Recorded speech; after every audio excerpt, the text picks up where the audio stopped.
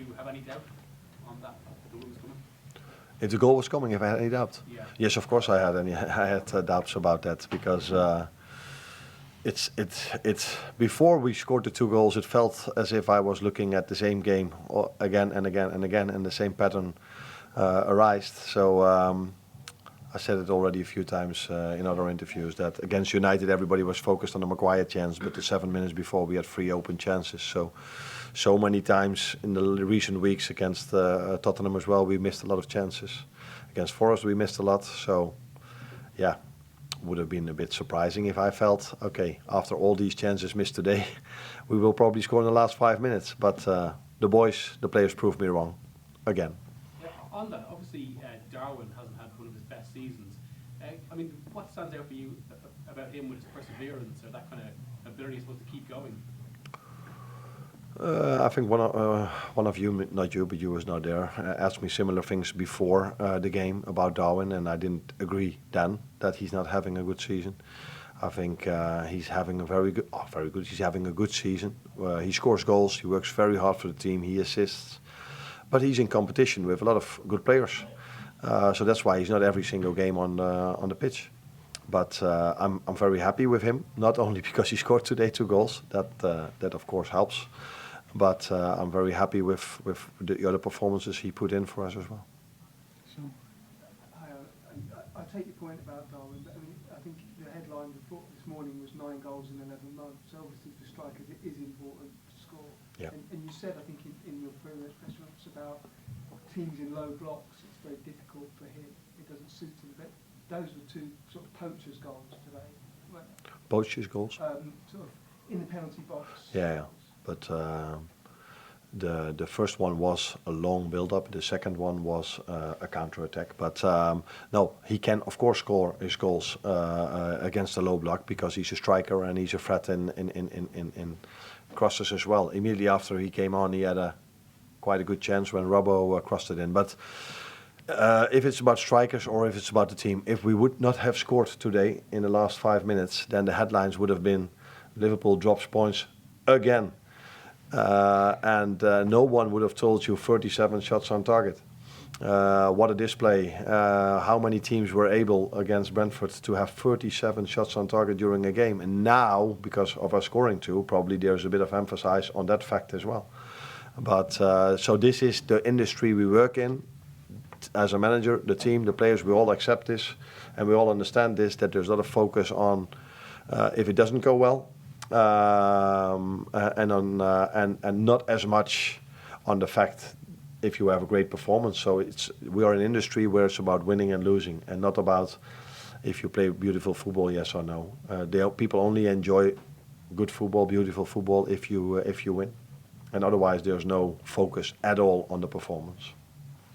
Arne, as you say, would have been another headline about dropping points, but against United because they played so well, you thought, okay, we can take a point there. And then you go behind against Forest, you think, well, okay, we'll take a point there. But today would have felt much worse than those, would it not? Again, you are talking about the result because I focus on my own team, so let's not focus on the teams we faced. But if you look at simple about amount of chances created, and I think you all are a bit aware of the XG. Is that something familiar for you? Now, do me a favor and look back at our United game and see what the XG of both teams were, and do this against Forest and do this today. Then you will probably see that there's nothing changed with us between now and the start of the season or the first half of the season.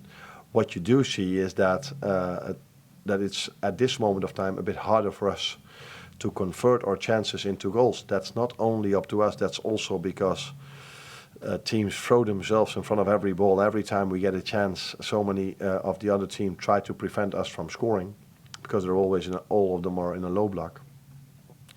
So I have a different opinion than you about our current performances, but we have the same opinion about our results. That is true. What I meant was though, it would have been a third in a row, and against a team who aren't traditionally one of the strongest teams in the Premier League. No, with a very difficult away game to play at. But sorry, continue your question. But I was saying a third one in a row, 6 points dropped out of 9. That would have it would have felt like a real momentum momentum loss? Yeah, because we are an industry that is only talking about results.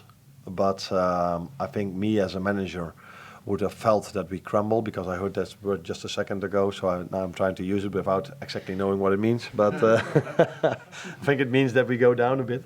I, as a manager, I've told the players during this week again, I couldn't have asked for more in the Forest game. Only one counter-attack conceded and so many chances created against a team that hardly ever concedes any chance at all in their game.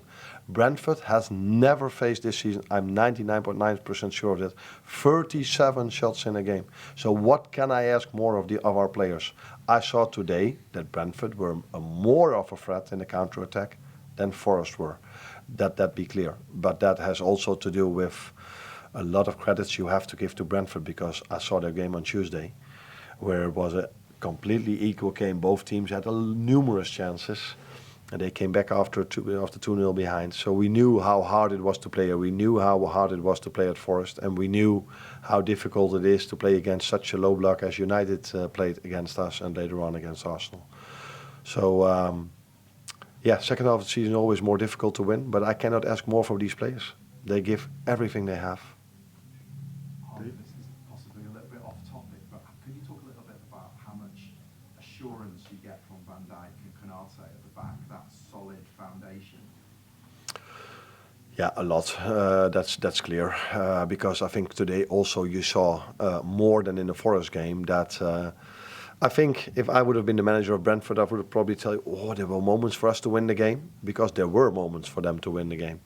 And most of those moments were defended really well by Ibu and by Virgil. So they went on in a 1v1 against them in a counter-attack, but we pushed them wide really well, which helped, of course, Alisson to save those shots. But yeah, these players, because I emphasized on that in the pre-match meeting, and Bueno likes to go to his left, and they scored a lot by going inside. So, of course, one of the reasons why we're so high in the league table is because we have two and four very good centre-backs.